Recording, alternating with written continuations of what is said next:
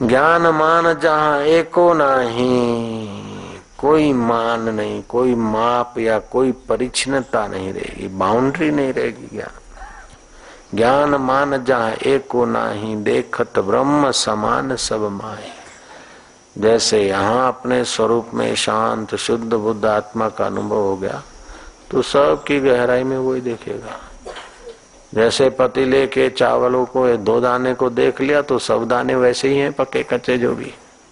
ऐसे अपने आप में देख लिया तो सबका अपना आपा वही का वही। ज्ञान मान जहाँ एको नाही, देखत ब्रह्म समान सब माही। कहिए तासु परम वैरागी, वो परम वैराग्यवान है। तृण सम सिद्धि, 3 गुण त्यागी।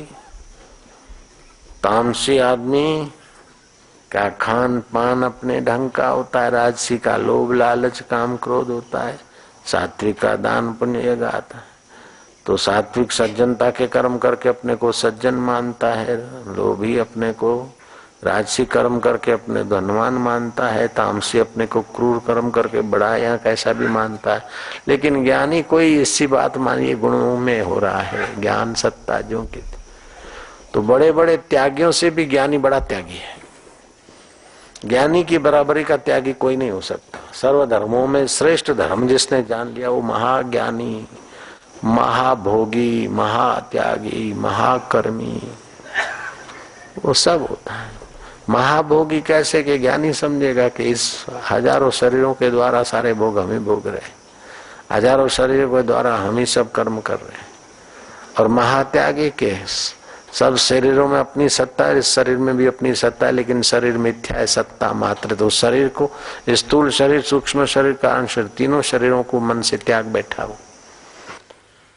तो उस सच्चाई में वो आद सत जुगात सत्य में जो जग गया है, ऐसे पुरुष की तुलना तुम किससे करोगे?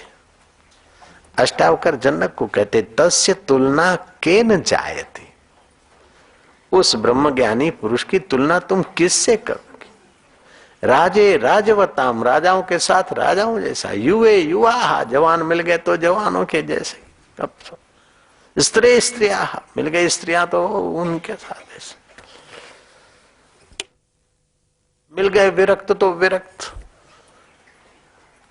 सब कुछ करते कराते भी कभी कुछ करता ही नहीं।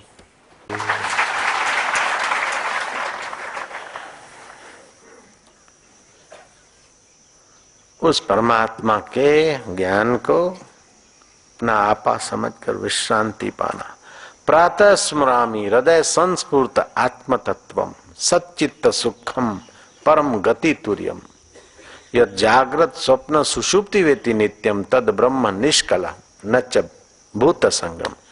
ये भूत तो बदलते हैं, पृथ्वी जल तेज वायु आकाश, इसमें तो परिवर्तन होता रहता है, लेकिन उसके परिवर्तन को भी जो जानता है वो चैतन्य आत्मा में है, ज्ञान है, उससे अन्यथा अज्ञान। अज्ञान न आवृतम ज्ञानम, अज्ञान से ज्ञान ढका। तो अज्ञान इतना बलवान कि ज्ञान को ढक दिया, इतना पावर मान लिया? नहीं नहीं, ज्ञान को तो नहीं ढका, लेकिन हमारे मन बुद्धि को ढका। जैसे बादलों ने सूरज को नहीं ढका, लेकिन हमारी आंखों की क्षमता जितने दूर तक देखने की उतने दूर हमें अंधेरा दिखता है, बादल छा गए। लेकिन 10 किलोमीटर पर सूर्य के धूप होती होगी, होती है। तो सूरज को बादल नहीं ढकते, हमारे सीमित साधनों के आगे बादल आ जाते, तो हम बोलते सूरज ढक गया। ऐसे ही बोलते कि अज्ञान से ज्ञान ढक गया, वास्तविक में नहीं ढका।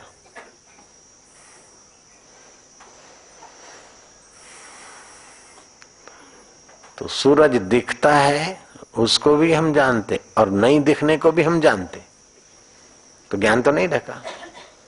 हमको ईश्वर की प्राप्ति नहीं हुई ये भी तो हम जानते, तो नहीं को भी हम जानते, है को भी हम जानते।